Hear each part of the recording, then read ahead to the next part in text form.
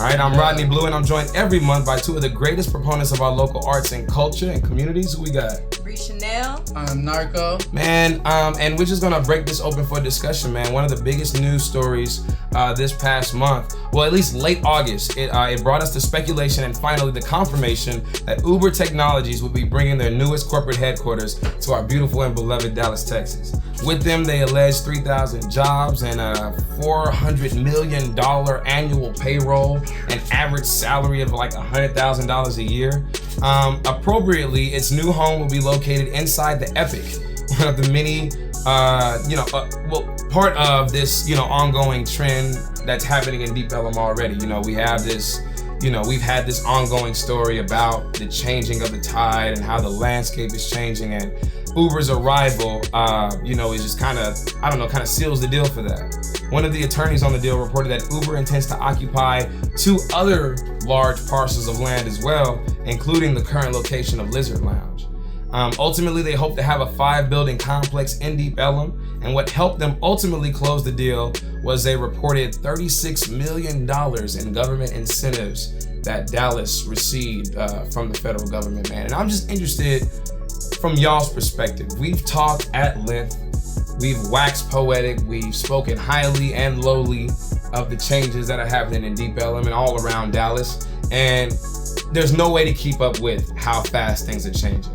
I mean, the minute we get the news that, AT&T is putting $20 billion into their campus, we get more news that, Uber is bringing, $400 million to theirs, and then some, whatever they're bringing on top of that. So how does this change the narrative? How does this contribute to the ongoing narrative that the face and the landscape of Dallas is changing? You wanna go first, Narco? Yeah, I would say it's gonna put a stale face to Dallas, because we're not gonna know who we are when you have all these motherfuckers, all these outsiders coming into Dallas, when you have all this corporate, all this just a chain. When you have a multitude of people in one place in a population density, and they all work at the same place and they all inhabit the same surroundings, you're gonna have a shift in entire culture, and the ripple effect is going to be drastic. I'm not sure if it's gonna be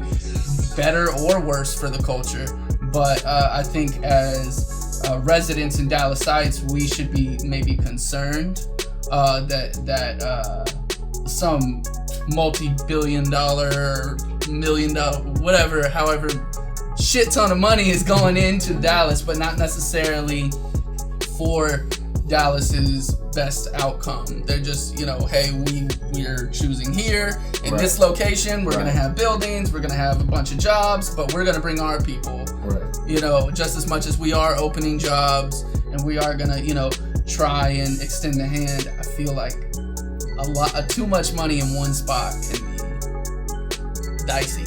I hear you. I'm protective over Deep Ellum, okay? I love my Deep Ellum. Yeah. I'm not very optimistic about the move. Even though I'm happy, I'm a good, Dallas is getting business, they making money. Okay, I get it. Get your money, get the bag. Secure the bag. But it's as far as the culture of Deep Ellum, that's something I fell in love with, and I've seen it change over the past a year and a half, 2 years. Mm-hmm. And I'm I don't want that. Because I already don't feel safe walking around by myself, and I used to.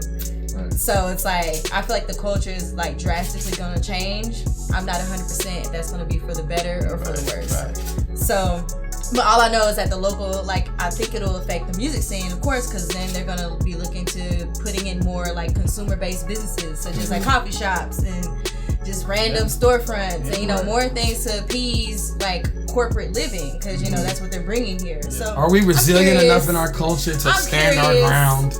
Can we maintain that? We're resilient. We're resilient. The thing is, the price gonna go up. Yeah, for these venues, that's gonna be. Yeah, that's true. No, absolutely, man. And I also feel one thing that we have yet to mention is the fact that Dallas in itself is a baby tech hub. We're home of AT&T, we're home of Texas Instruments, and so we do have a large tech presence that's kind of in its nascent stage right now, kind of in its infancy, but like has the potential to, to really compete with the other, Silicon Valleys and things like that. And so Uber bringing, the tech titan that it is, including, not limited to, Uber, the driver service, but also Uber Eats and Uber Elevate, the aviation service, who are building a building out in Frisco. They gonna have Uber helicopters out here in Dallas. And so like what we're experiencing right now is like not just another, North Park going up. You know what I'm saying? Like this isn't like, some redevelopment scheme. This is on top of the already accelerated progress, the accelerated changes that are being made in the city, and Uber is deciding to plant their roots. They see the potential, I think, in Dallas. I think a lot of people see the potential in Dallas, and having come off of what, a $5 billion loss, Pete, in the last month, something like that in this year, just $5 billion, they taking a gamble. And I think Dallas is like, Dallas is a huge gamble to take. I think Dallas is, primed for that. And it's just been waiting for somebody big enough to say, I'm gonna come here and I'm gonna shit on it. And whether or not that's gonna be good or bad for us, I'm always looking for the brighter side. I'm always looking for the silver lining. And I think that immediate access to tech, especially as close as it is to Deep Ellum, as close as it is to South Dallas, as close as it is to downtown, you know what I'm saying? That might provide greater opportunities. Yeah, that's true. I like to hope so. I want to hope so too. I like that angle. Yeah. Uber, y'all been in trouble before, but we'll see you when you get here. This is DTXSelects 214 Already Radio. My name is Rodney Blu. I'm joined as always by my two equal advocates in Dallas, Texas communities, culture, art advocacy. Who are y'all?